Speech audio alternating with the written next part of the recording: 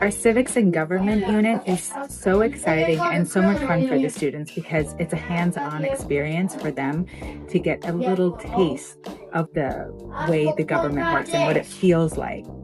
When there are current events related to the topics of civics and government, they have a great foundation for talking about the branches of government, the roles of checks and balances, as well as looking back at their research and just thinking about how they navigated their nonfiction reading and writing skills to understand such a big topic.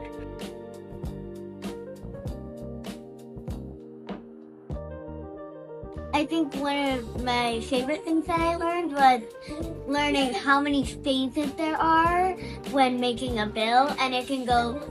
back between the Senate and the House of Representatives so many times. Making the Constitution for our class and pretending to be one of the people in the government and passing bills to make it into laws. I liked the part where we made a poster at home and then brought it in to share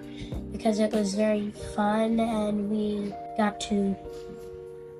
look at newspapers and see what was going on in the world.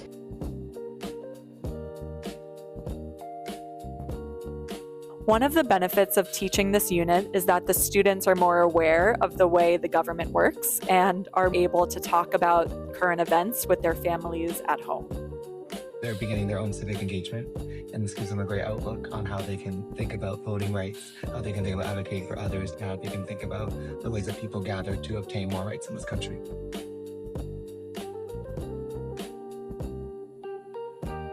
I think it's really fun when my parents, when they talk about politics, I actually understand what they're saying. I think that it's important to learn about this because then when you're older and have to vote for somebody, you know what it's like